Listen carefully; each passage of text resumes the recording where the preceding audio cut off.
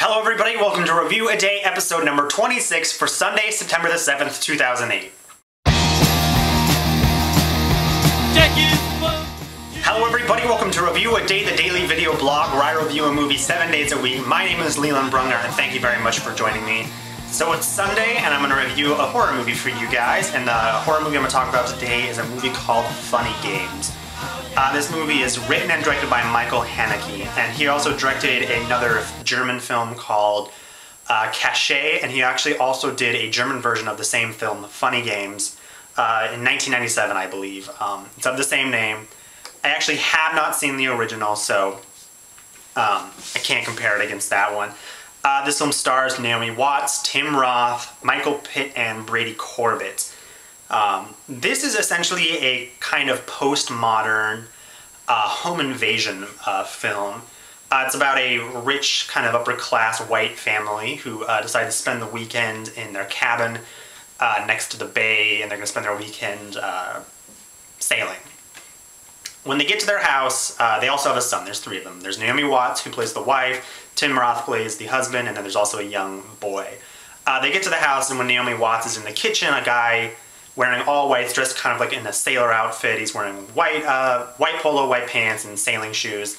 And he asks for eggs. And she gives him the eggs, and he breaks them, and he keeps asking for more and more eggs, and she kind of gets more aggressive and angry.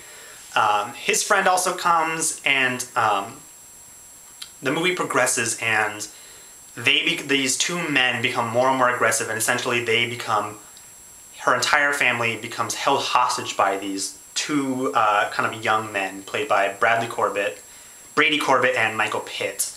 And they're forced to play kind of sick games, and they make a bet as to whether the entire family will be alive by next morning, 9 a.m. Like I said, I have not seen the German film, so I can't compare it. It is on my Netflix queue, and I will be reviewing that one probably in a week or two. This is an incredibly disturbing film. This film had my stomach in knots and on the edge of my seat a lot. The first 20 minutes of this film, nothing really happens, but my favorite kind of horror films do that, kind of set the tone. And watching the film, you know something terrible is going to happen, and it makes it that much more hard to watch, I think. I was also really surprised at how disturbing I thought this movie was, but a lot of the violence actually doesn't even take place on film. The director has a really unique style, which I haven't really seen, where he just sets the camera kind of like in the corner of the room or facing the television set, and you basically just get to hear what's going on, or people walk in and out of the frame. And a lot of the violence is very implied, but because of the performances, it completely sells it, and it's actually very scary. I think it's very interesting that Michael Haneke wrote and directed this film, as he also did the original. Usually it's kind of the other way around, where an American director or an American company will want to remake the film for themselves, but I find it very interesting that he wrote and directed this himself, which is why I really want to see the original and see if it's how far it's strayed. Like I said, a lot of the reason this film does come across very disturbing is because of the performances from the whole family, Naomi Watts, Tim Roth, and the young son was actually very good as well. I mean, most of the movie it's them crying, kind of spit and drool falling off of them, but they did a good job, very good job. But for me, actually, Naomi Watts was the executive producer, fun fact. Michael Pitt and Brady Corbett, who are two of the kind of sociopathic sailors in this film, are very scary. They really sell this. They seem to be having a lot of fun, which I always find very scary in films, is when they seem to be really enjoying themselves when they're doing this. You don't ever really figure out why they're doing it, but it's very scary, and they really sold it, and they were great.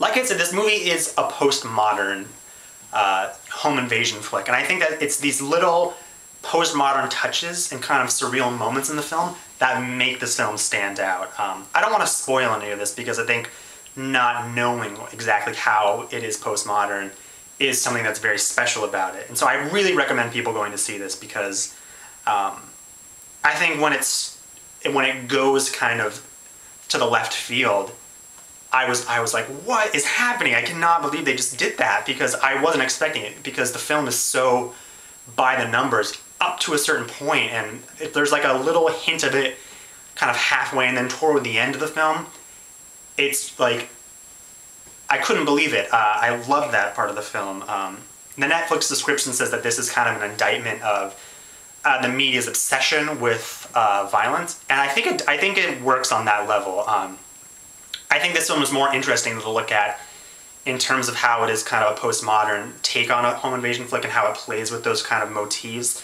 This film has a really great style. It's very unique. I haven't seen a horror movie this great in a long time. I think if you like movies like Hard Candy, or if you're looking for something that's kind of disturbing and scary and different, check out this movie. It's called Funny Games. I give it a 4 out of 5. If you guys are liking these reviews, make sure and subscribe. If you have any recommendations on any films you'd like to see me review, leave them in the comments below. Thank you very much for watching, and I'll see you guys tomorrow.